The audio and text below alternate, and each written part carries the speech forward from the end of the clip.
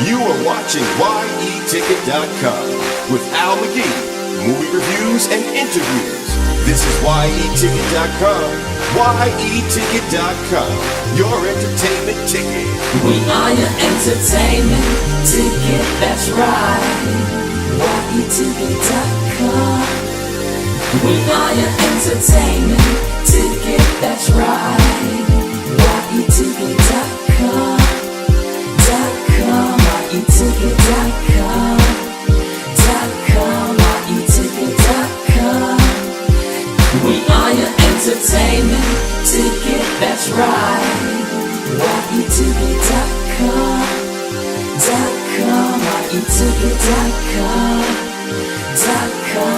YETicket.com. This is Rachel Galvin with YETicket.com, and I'm here with the cast and crew of By Way of Home. Tell us a little bit about how this story came about and how you decided to do this project.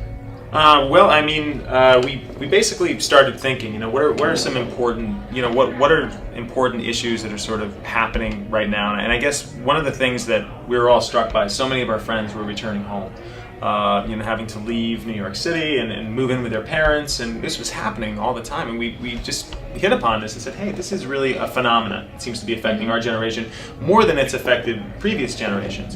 And I think that's where the idea was sparked, just out of a conversation, sort of, which prompted me to write the screenplay. And I think just so many of us have had that experience, being very close even to having to do that. And you give up a lot of your freedom, you give up a lot of your autonomy when you're forced to move home like that. And kind of called it a generation interrupted. Mm-hmm. And it's a bit of a background story to another plot line. And was this a collaboration when you're bringing in that other element? Oh, definitely. I feel that on this one, as Isaac had said, we were all sort of sitting around and talking. And I taught for 4 years in my early 20s, and so I still have a lot of friends who are teachers, and a lot of teachers that I know, a lot of friends have lost their jobs due to budget cuts. Mm-hmm. So we felt like incorporating that into the story would be great, because teaching used to always be everyone's backup profession, and now it's very hard, and it's scary when you think about we're losing all these teachers, and where's sort of what's going to happen with our children and education. So we wanted to incorporate that. So it was pretty nice to draw upon that. And this is very personal, because you shot it in your own house and with your own restaurant. Tell us a little bit about that and using that location. It's a little different for you. Well, the script was born, the story was born, and I think it's a story that really could unfold anywhere, really, in anyone's home. We just happen to have access, to our own home. And we had $1,000 to make the film. Mm-hmm. So, I shot it, recorded sound, did all of that, and we used what we had, and we sort of, fit our fictional story into that, that particular environment. It worked out well for us, just as actors, having such a tiny, we just had ourselves. We were acting, and if we were out of the shot, we were holding a reflector. Mm-hmm. But everything being so intimate, I think, really made the atmosphere so much freer for it to be so naturalistic. And because you were living in this space, it just really helped as an actor. And I noticed that all of the shots were very close up, and it kind of added to the intimacy, the feeling of the movie. Was that intentional? Well, yeah, I think we did kind of want to create a smaller space. We weren't looking for, some of our other films, larger films, we had large, wider shots. And with this film, we definitely wanted to go smaller to almost show how the character is imprisoned in their home. And when Brooke is taking a bath and her father heads up the stairs, we were trying to really create the space so the audience would know very well what her prison was like and how it was constructed. So a lot of the tight shots were, and also, when you're working on a very subtle film where you don't have tons of explosions and action and stuff, it's all about how the character is internalizing all of this and all the inner dialogue that's going on. So yeah, I think in some ways. And there's a lot of symbolism with the cats being in cages, and then the one cat that is left behind, I won't say too much about that, but it's free. And I just got that thinking about that your character is sort of free in a way at the end. She gets to leave, whether stay behind.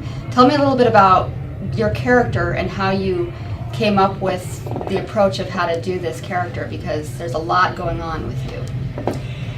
I think every actor needs to start with some sort of kernel of truth, whether it be a mannerism, a piece of plot line, something to sort of plant the seed and then move on from there.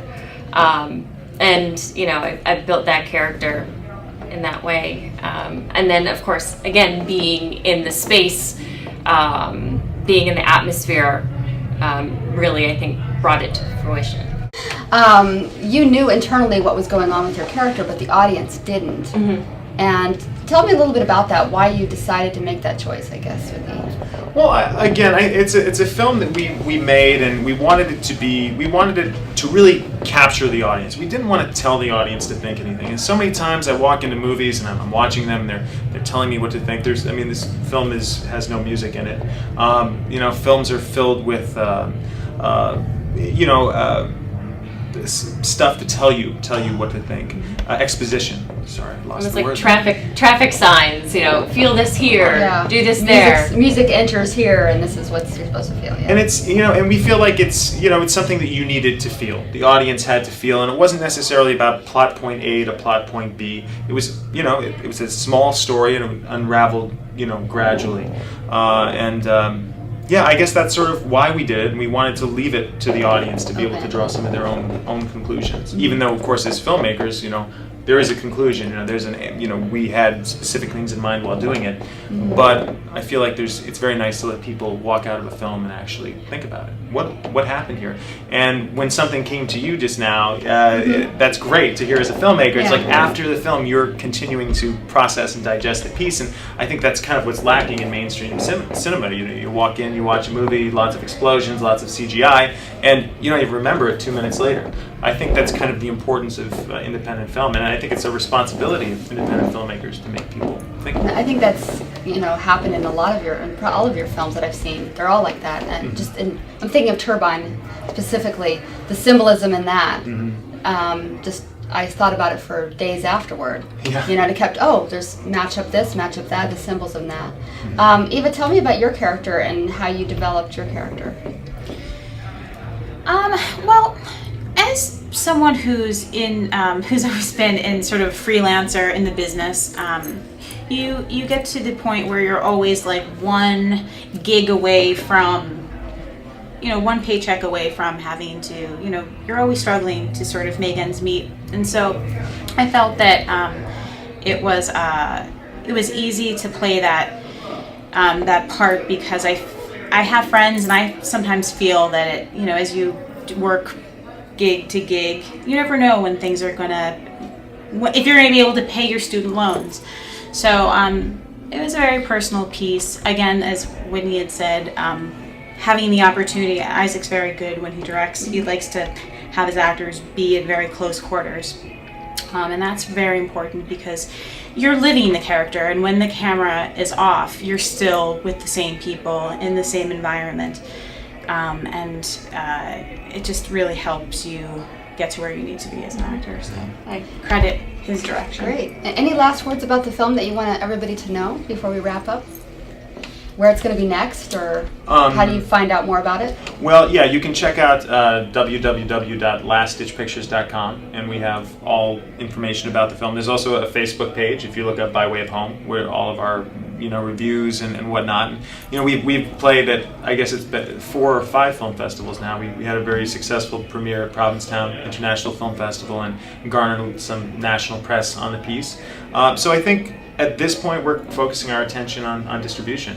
So hopefully in the next few months, it'll be out there. Okay, great.